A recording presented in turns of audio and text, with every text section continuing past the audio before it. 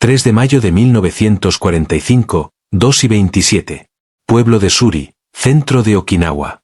Sachiko Miyagi abrazaba con fuerza a su hija de 4 años, Yuki, mientras las vigas de madera sobre sus cabezas crujían bajo el peso de los escombros.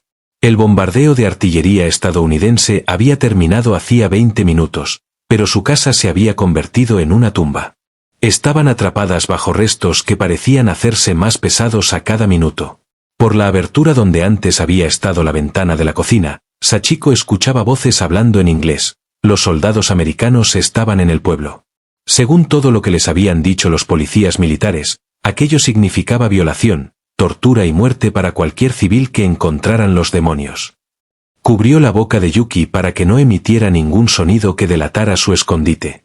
Entonces escuchó algo que no tenía sentido. Una voz americana, en un japonés torpe, llamaba, ¿Dareka y Masuka? Tasukemasu, ¿hay alguien ahí? Los ayudaremos.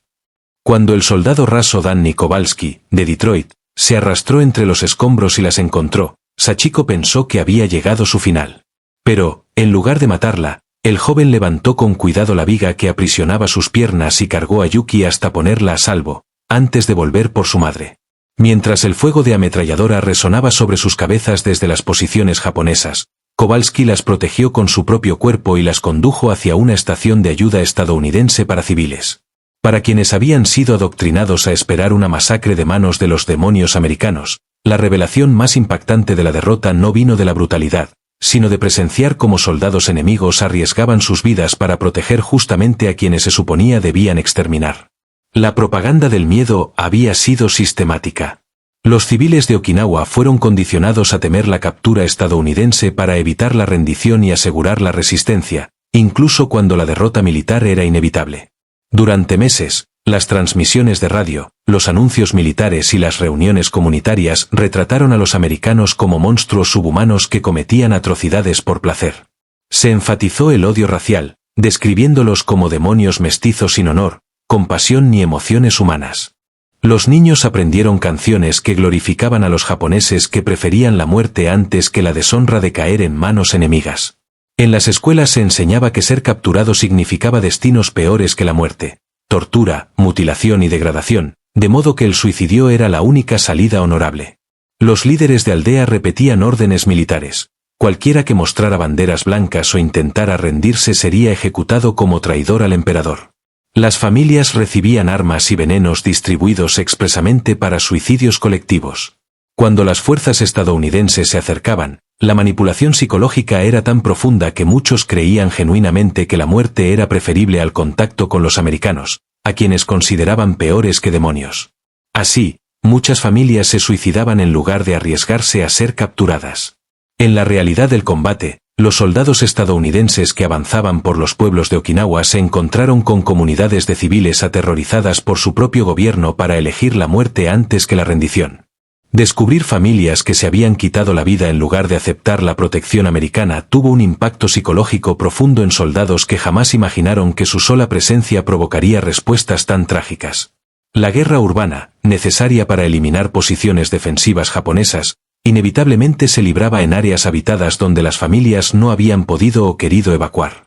Los soldados estadounidenses debían al mismo tiempo combatir al enemigo y proteger a civiles atrapados entre dos ejércitos sin rutas de escape.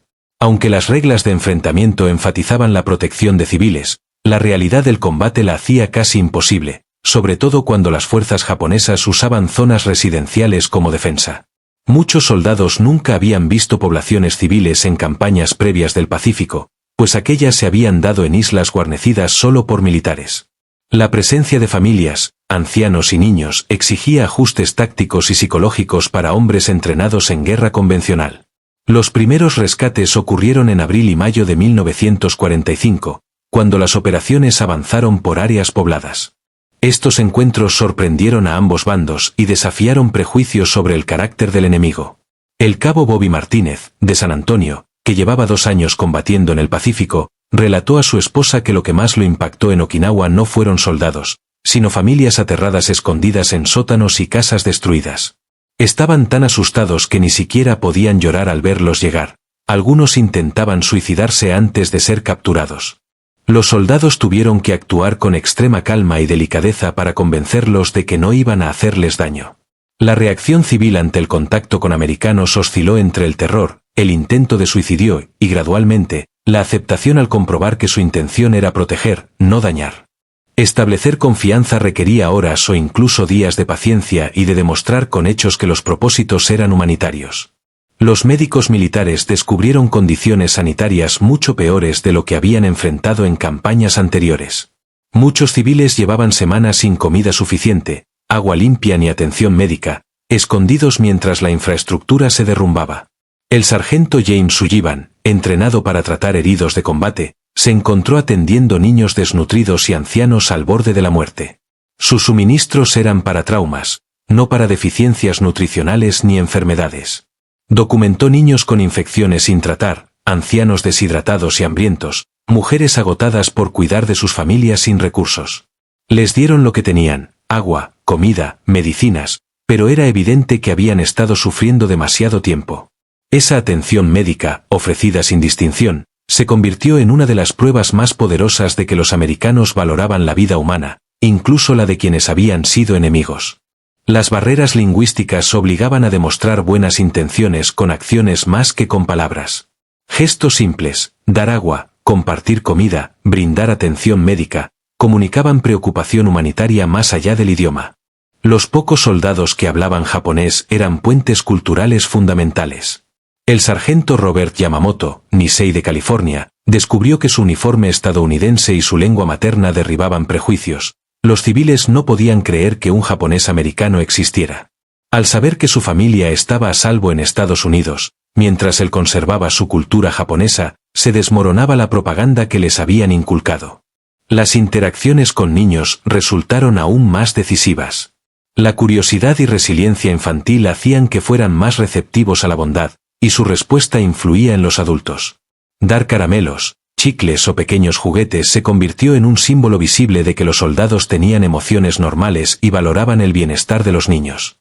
Un niño de 8 años, Hiroshi Nakamura, recordó que al principio sintió terror cuando soldados americanos hallaron el refugio donde estaba con su familia, pero se sorprendió cuando el cabo Eddie Rodríguez le ofreció chocolate sonriendo.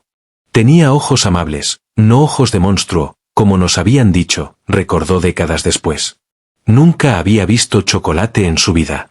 Pero el sabor era maravilloso, y el hombre parecía feliz de que me gustara. Los rescates peligrosos. Muchas operaciones de rescate de civiles obligaban al personal estadounidense a exponerse al fuego enemigo mientras protegían a no combatientes atrapados en zonas disputadas. Estas acciones demostraban un compromiso con el bienestar civil que superaba la necesidad militar y revelaban rasgos de carácter que contradecían la propaganda japonesa sobre la brutalidad americana. El rescate de civiles de edificios en llamas, estructuras colapsadas y áreas bajo fuego activo requería un valor que iba más allá de los deberes normales de combate. Los soldados que se ofrecían para tales operaciones lo hacían a pesar de las situaciones tácticas que hacían extremadamente peligroso el rescate. El soldado de primera clase Tony Rizzo, de Brooklyn, se ofreció repetidamente a participar en operaciones que otros soldados consideraban demasiado arriesgadas.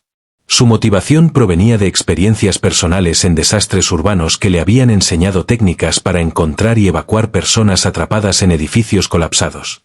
Crecí en vecindades donde los incendios y los derrumbes de edificios pasaban todo el tiempo, explicó Rizzo. Cuando vi a esos civiles atrapados entre los escombros, no podía dejarlos ahí. Sí, era peligroso con francotiradores alrededor, pero ¿qué clase de persona se aleja de niños que necesitan ayuda? El dilema de los francotiradores.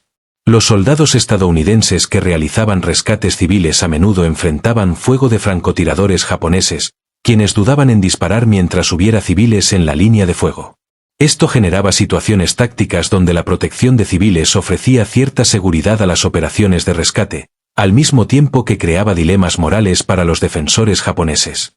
La presencia de civiles japoneses en situaciones de rescate obligaba a los soldados japoneses a elegir entre atacar a objetivos americanos o evitar bajas de su propia gente. Muchas posiciones japonesas contenían el fuego para no arriesgarse a matar a civiles, lo que creaba oportunidades de rescate que habrían sido imposibles en condiciones normales de combate. Estas situaciones revelaban la complejidad de una guerra con poblaciones civiles en medio, donde los objetivos militares chocaban con las preocupaciones humanitarias de ambos bandos. Las operaciones de rescate americanas tuvieron éxito en parte porque los soldados japoneses compartían la preocupación por el bienestar de los civiles, más allá de las consideraciones tácticas inmediatas. La complejidad moral de estas circunstancias afectaba tanto a americanos como a japoneses, que terminaban cooperando de manera indirecta para proteger vidas civiles, aunque siguieran siendo enemigos en términos militares. La humanidad compartida revelada en esos momentos cuestionaba la idea de una enemistad absoluta en tiempos de guerra. El compartir de suministros. Las fuerzas estadounidenses compartían constantemente sus raciones, suministros médicos y equipo con civiles japoneses, a pesar de las limitaciones logísticas que hacían que esa generosidad pudiera ser costosa para las operaciones militares. La naturaleza sistemática de este reparto demostraba un compromiso a nivel de política con el bienestar civil, más que un simple acto de caridad individual. Las raciones militares, diseñadas para sostener operaciones de combate, se distribuían entre civiles que llevaban semanas sin comida adecuada. Las raciones K, que contenían carne enlatada, galletas, chocolate y cigarrillos, ofrecían mejor nutrición que la que muchos habían recibido durante meses de racionamiento y combate. La generosidad de compartir recursos militares valiosos con civiles enemigos sugería una abundancia que superaba la comprensión japonesa de la logística de guerra. Los americanos podían darse el lujo de regalar suministros que las fuerzas japonesas habrían guardado celosamente, demostrando así una capacidad industrial que respaldaba políticas humanitarias. El sargento de cocina Frank Kowalski supervisaba la distribución de alimentos, que a menudo incluía comidas calientes preparadas específicamente para civiles. Su equipo de cocina trabajaba horas extras para ofrecer alimentos culturalmente apropiados, aceptables para los gustos japoneses. Cocinamos arroz extra, hicimos sopa con verduras cuando podíamos conseguirlas, tratamos de preparar comida que niños y ancianos pudieran digerir fácilmente, recordaba Kowalski. Estas personas se estaban muriendo de hambre, y nosotros teníamos más comida de la que necesitábamos. No fue heroísmo, fue simplemente decencia humana. La sensibilidad cultural. El personal americano demostró conciencia cultural y respeto que contradecían la propaganda sobre su supuesta ignorancia y barbarie. Gestos simples como quitarse los zapatos antes de entrar en una casa, inclinarse ante los ancianos y respetar las relaciones familiares mostraban entendimiento de las costumbres japonesas que impresionaban a los civiles. El esfuerzo por ofrecer ayuda culturalmente apropiada, buscar intérpretes de japonés, preparar alimentos familiares, respetar prácticas religiosas, mostraba respeto por la dignidad civil que superaba los requisitos mínimos humanitarios. Estos gestos ayudaban a establecer confianza y a mantener la cooperación entre las fuerzas americanas y las poblaciones civiles. Capellanes militares trabajaron junto a sacerdotes budistas y practicantes sintoístas para brindar consuelo espiritual a civiles que habían perdido familiares o hogares durante las operaciones de combate. Esta cooperación religiosa mostraba tolerancia americana hacia distintas creencias y contradecía la propaganda sobre una supuesta persecución cristiana a otras religiones. La atención sistemática a la sensibilidad cultural revelaba un entrenamiento y políticas estadounidenses que enfatizaban la protección civil y el respeto por las costumbres locales. La consistencia de comportamientos respetuosos en diferentes unidades sugería valores institucionales más que preferencias personales. Los milagros médicos. Las capacidades médicas del ejército estadounidense aplicadas a civiles producían resultados que parecían milagrosos para poblaciones que llevaban meses sin atención adecuada. La disponibilidad de antibióticos, capacidad quirúrgica y atención profesional salvó vidas que se habrían perdido bajo las limitaciones médicas japonesas de tiempos de guerra. El tratamiento de niños con enfermedades e heridas sin atender durante las operaciones de combate provocó recuperaciones dramáticas que impresionaron a comunidades enteras. Padres que vieron mejorar la salud de sus hijos bajo cuidados americanos se convirtieron en defensores de los valores humanitarios de Estados Unidos. El Dr. Robert Stirling, médico militar asignado al cuidado civil, se encontró tratando condiciones que iban desde la desnutrición hasta heridas de guerra y enfermedades endémicas entre la población. Su unidad médica móvil se convirtió en un punto clave de cooperación entre civiles y militares. Vimos de todo, documentó Stirling, niños con heridas infectadas, ancianos con neumonía, familias que habían estado viviendo de hierbas y lo que podían recoger. La medicina que les dimos, antibióticos, vitaminas, atención básica, marcó diferencias que ellos consideraron milagros. La reparación de la infraestructura. Las unidades de ingenieros estadounidenses a menudo priorizaban la restauración de la infraestructura civil junto a los proyectos de construcción militar. Reparaban sistemas de agua, electricidad y transporte, mostrando un compromiso con el bienestar de comunidades enteras, no solo de familias individuales. Los ingenieros de combate, entrenados para construir instalaciones militares, se encontraron reparando escuelas, hospitales y centros comunitarios que servían a la población civil.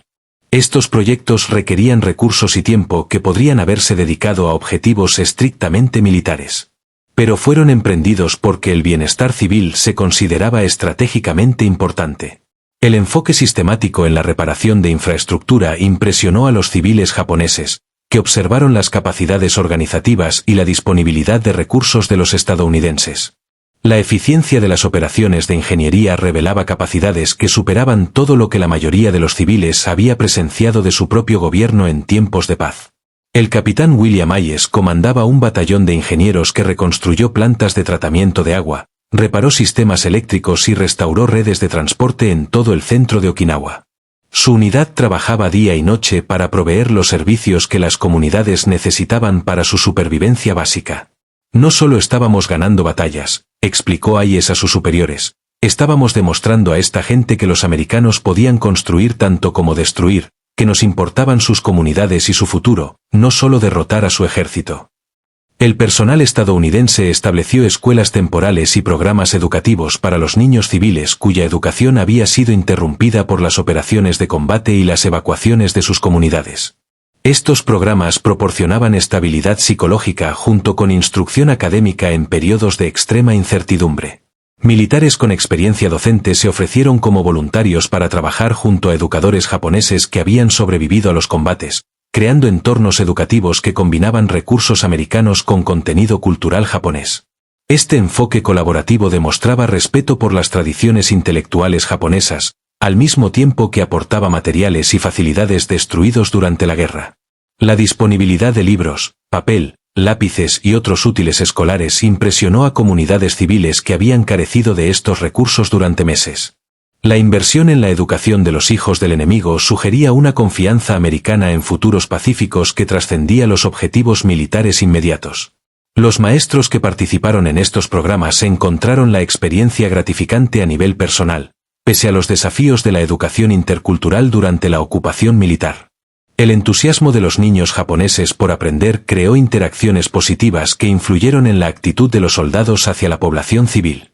El impacto acumulado de las acciones humanitarias estadounidenses produjo una transformación psicológica entre los civiles japoneses, quienes poco a poco abandonaron los miedos inducidos por la propaganda y desarrollaron confianza en sus antiguos enemigos. Esta transformación a menudo fue lenta, conforme se acumulaban pruebas de que las intenciones americanas eran genuinamente protectoras. Los civiles que se beneficiaban de la asistencia se convertían en defensores dentro de sus comunidades de la cooperación con las fuerzas de ocupación. Sus testimonios personales aportaban evidencia creíble que contradecía las narrativas propagandísticas sobre el carácter e intenciones de los estadounidenses. La transformación no fue inmediata ni universal. Algunos civiles siguieron desconfiando de las motivaciones americanas durante meses tras el primer contacto, mientras que otros se adaptaban rápidamente a las pruebas que contradecían sus creencias previas sobre el enemigo. Los niños, en particular, se adaptaban con mayor rapidez, formando amistades con soldados que les ofrecían dulces y atención, mostrando que los extranjeros podían ser amables y confiables. Estas relaciones ayudaban a convencer a los adultos más escépticos de que las intenciones americanas eran auténticas. El trato humanitario hacia los civiles japoneses logró objetivos estratégicos que la fuerza militar por sí sola no podía alcanzar. La demostración de valores americanos generó relaciones positivas que respaldaron las políticas de ocupación y contribuyeron al éxito de los esfuerzos de reconstrucción. La cooperación civil con las fuerzas estadounidenses proporcionó inteligencia sobre la resistencia militar restante, facilitó la administración de los territorios ocupados y apoyó la recuperación económica, que beneficiaba tanto a las comunidades japonesas como a los objetivos estratégicos de Estados Unidos. La inversión en el bienestar civil generó beneficios que superaron los costos de la asistencia humanitaria. Observadores internacionales que conocieron el trato americano a los civiles japoneses encontraron en ello evidencia de valores democráticos que respaldaban los esfuerzos diplomáticos para construir alianzas en la posguerra. La demostración de misericordia hacia poblaciones enemigas proporcionó una autoridad moral que fortaleció el liderazgo americano durante la reconstrucción. El impacto psicológico sobre el personal militar japonés restante fue significativo. Al difundirse noticias sobre el trato de los civiles que cooperaban con las fuerzas de ocupación, esa información debilitó la propaganda sobre la brutalidad estadounidense y fomentó la rendición en lugar de la resistencia. Los relatos personales de soldados americanos y civiles japoneses proporcionaron un contexto humano a las operaciones humanitarias que trascendía las discusiones políticas abstractas.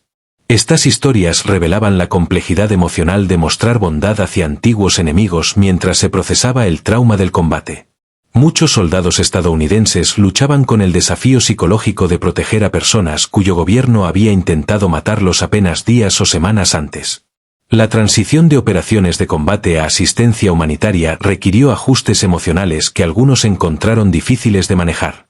Los civiles japoneses que recibieron ayuda americana a menudo experimentaban culpa por aceptar asistencia de enemigos, mientras su propio ejército había fallado en protegerlos.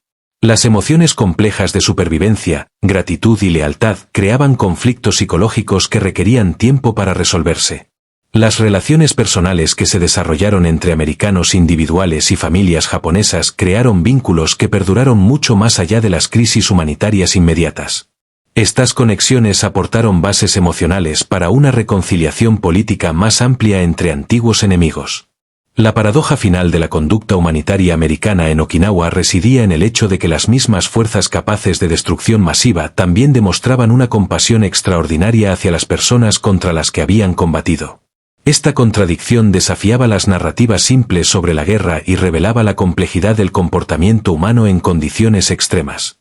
Para los civiles japoneses que experimentaron operaciones de rescate estadounidenses, la contradicción entre la brutalidad esperada y la bondad real creó una disonancia cognitiva que los obligó a reevaluar profundamente su comprensión de los enemigos, los aliados y la naturaleza humana misma.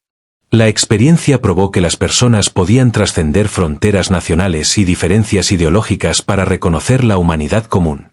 Los soldados americanos que participaron en operaciones de rescate descubrieron que sus enemigos poseían las mismas necesidades y emociones básicas que motivaban su propio comportamiento. El reconocimiento de la humanidad compartida generó empatía que trascendía objetivos militares y diferencias políticas. Al final, lo más impactante de la conducta americana para los civiles japoneses no fue el poder militar que derrotó a sus fuerzas, sino la compasión humana que protegió vidas japonesas a costa del riesgo de los propios soldados. Esa memoria se volvió más poderosa que cualquier propaganda sobre la brutalidad del enemigo, porque estaba basada en experiencias personales directas y no en adoctrinamiento ideológico. Los civiles que no podían creer que tropas americanas hubieran arriesgado sus vidas para salvarlos llevaron esa incredulidad durante toda su vida, no porque los hechos parecieran falsos, sino porque resultaban demasiado buenos para ser ciertos en un mundo donde de los enemigos solo se esperaba odio. El descubrimiento de compasión en antiguos adversarios representó la esperanza de que la naturaleza humana podía trascender los peores impulsos de la guerra. Para los soldados estadounidenses que eligieron la humanidad sobre el odio, la misericordia sobre la venganza y la protección sobre la destrucción, sus acciones demostraron que los valores democráticos podían sobrevivir a las pruebas más extremas de la guerra. Demostraron que la fuerza no se medía solo por la capacidad de destruir al enemigo, sino por el valor de salvarlo cuando necesitaba ayuda. La memoria de estas operaciones de rescate se convirtió en testimonio de la posibilidad de que antiguos enemigos pudieran convertirse en amigos. De que la guerra podía incluir la misericordia junto a la violencia y de que los actos individuales de compasión podían sembrar semillas de paz que florecerían en décadas de amistad entre naciones que se habían enfrentado con determinación mortal apenas meses antes. Las manos de los soldados estadounidenses se extendieron para sacar a los civiles japoneses de entre los escombros de la guerra, hacia la seguridad de un futuro compartido construido sobre la base de una humanidad reconocida.